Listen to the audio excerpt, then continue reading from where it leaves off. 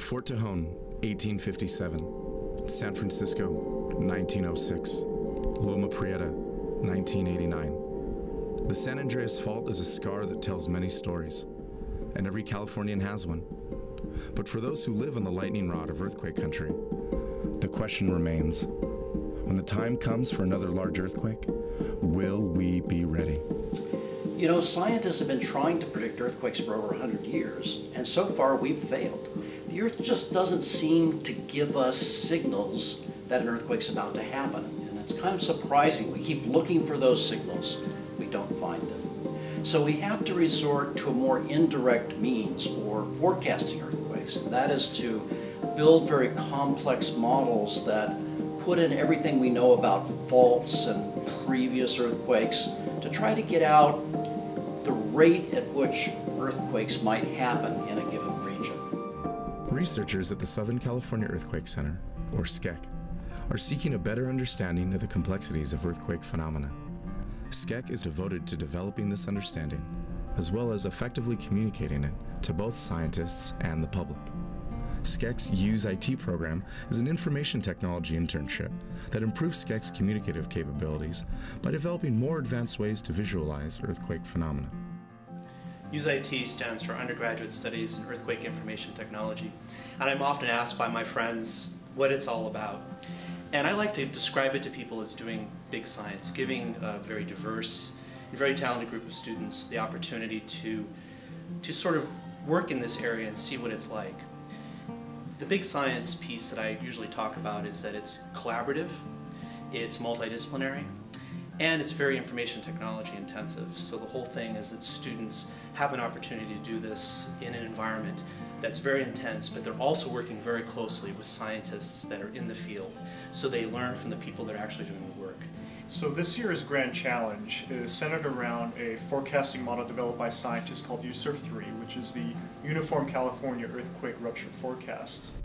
USERF-3 is an exciting new development in earthquake forecasting because it provides a new model about how ruptures can jump from fault to fault. This takes the previous set of only 7,000 potential ruptures and expands it to 200,000. This data set can now be communicated for the first time. So what the interns are involved in with USERF-3 is to develop visualization capabilities involving software called SCEC-VDO and GIS to create earthquake rupture forecast sequences that would be suitable for public understanding as well as scientists. So for the Grand Challenge, we had to integrate GIS into SCEC-VDO using different data sets. The data team found sets for fire stations, police stations, airports, California schools that could be used as safe havens in case of an emergency. After the development team receives the data from the GIS team, we take this data and we create new plugins for SCEC-VDO. And a plugin is basically another tool that we create. And this tool is then used by the scripters to actually visualize the data. So as the SCEC-VDO scripting team, we're kind of the last stop on all the information we've gotten from both the GIS data team and the programming coding team, and then finally us receiving it as the video scripting team and being able to take everything they've created and all of that data they've compiled and put into SCEC-VDO, and then creating videos that both the public and scientific community can use. In order to gain some perspective on tackling this year's Grand Challenge, the interns took part in a field trip that spanned 2 days on the San Andreas Fault.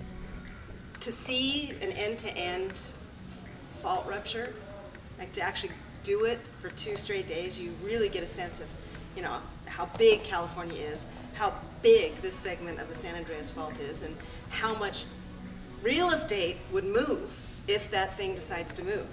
So this is a 180-mile rupture, and it takes about almost 90 seconds for the Earth to unzip that distance. So to illustrate how dramatic that would be to the SCEC interns, we did over 2 days the entire rupture of the shakeout earthquake. I was struck by an example several years ago when I was with a group of computer scientists on a field trip, and one of them said to me, well, I've never seen a fault before, but yet she'd been studying earth science for years. And we find that seeing something, seeing it up front and up close, is so important in the sense that it gives it a different kind of reality. And seeing it in nature actually gives you the opportunity to say, well, this is not really what it looks like in the book. In addition to completing the Grand Challenge successfully, the interns' animations illustrating USURF3's data have already been put to scientific use. The group that developed USURF3, the Working Group on Earthquake Probabilities, has been able to use the interns' videos to visually present the scope of USURF3 to the California Earthquake Authority.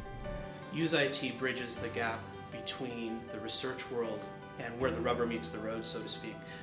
The broad audiences that are out there that are consuming the information in a lot of different ways.